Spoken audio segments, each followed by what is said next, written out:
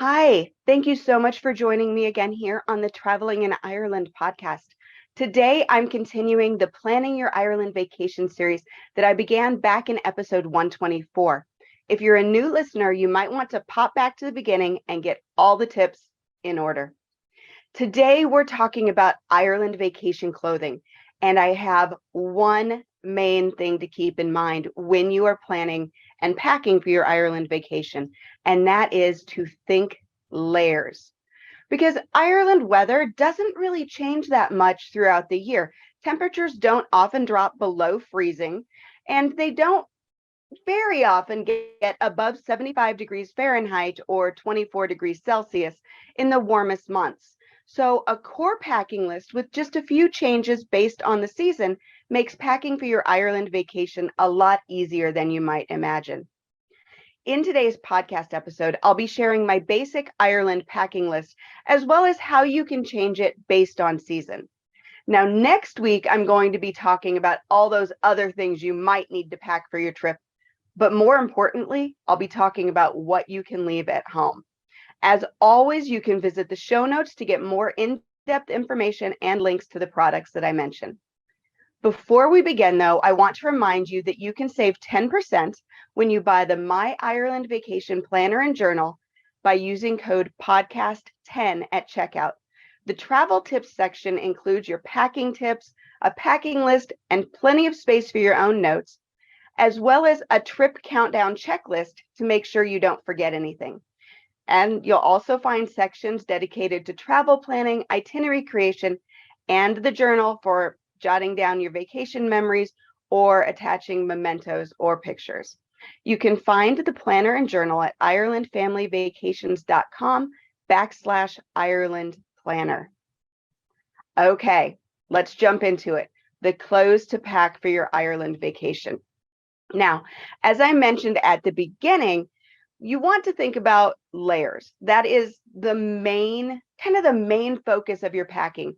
You want to pack items that will mix and match, layer on top of each other that you can easily take off, add on when needed. I recommend packing 4 to 5 outfits and use just a couple of accent pieces. So you want your clothing to match. You don't want to have 4 or 5 very distinctive outfits, but you want to make sure that your clothing all goes together, and then you have a couple of accent pieces, maybe accessories or a sweater or t-shirts that add that little bit of extra color. So your basic Ireland packing list includes just over a dozen items. You're going to have short and long sleeve shirts for layering, about 5 total, and I really like merino wool. It's lightweight, but very warm, terrific for taking off, putting on, wrapping around your waist. Just really great fabric. You'll want comfortable pants for travel, and for this, you'll want 2 pair. For those items, I choose Scotty Vest and Columbia Sportswear.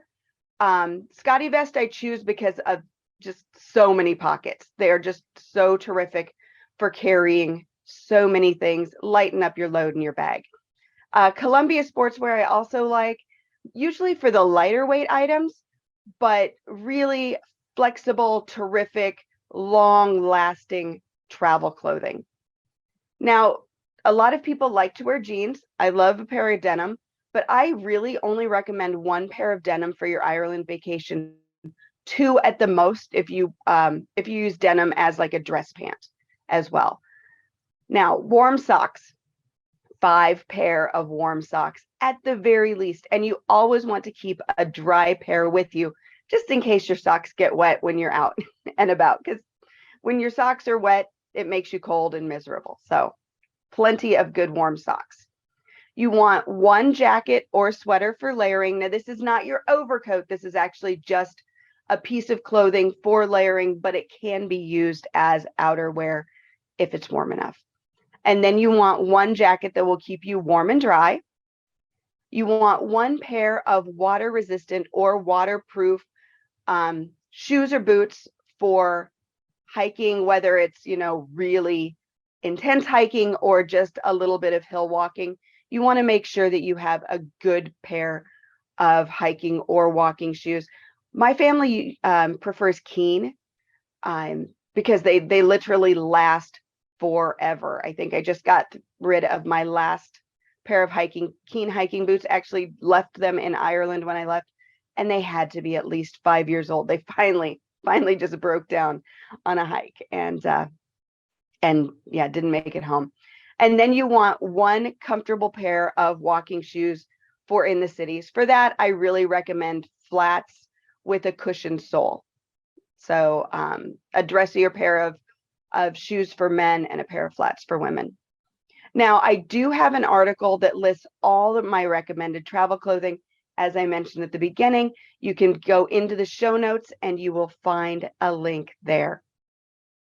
Now, there are a couple of things that you might want to add if you're planning a nice evening out, or if you like you're staying at a castle or a nice resort and you're required to dress for dinner. For ladies, you can go with just a simple dress or pants and top that won't wrinkle. The no wrinkle is really the important part there. You want to pair that with your sweater, your comfortable walking shoes, and simple jewelry. I don't think it's necessary to take a pair of heels to Ireland. Obviously, if you want to, go ahead and pack them. But in all honesty, the dressing up to go out, you're not going to do it very often. The clothing that you bring for your trip should be able to kind of fit both aspects of your trip. And for the guys, a nice pair of pants, a button-down shirt, and a jacket if it's required. Not every place requires a jacket for dining, but some places do. So make sure that especially if you're staying at a castle, that you check the requirements for the dining room. But that should see you set. Now, if you're traveling with kids in Ireland, there's just a couple of things that you want to keep in mind. For kids, I follow the exact same capsule wardrobe that I listed. Really just easy peasy, right? But if your kids are under 7, you might want to add a couple extra outfits and a few more pair of warm socks, just to make sure that you have enough clothing that if they get dirty, you can change them. I know that when my daughters were very young, we would visit some farms or be out at a ruin or something, and there was always mud. There was usually some sort of animal droppings, and just having those extra outfits came in super handy. Make sure that the shoes you bring for your kids can be cleaned, and if you need a pair of wellies, you can purchase them really inexpensively in Ireland, and they don't even have to make it home with you if you don't want. There are plenty of places that you can donate them before you leave.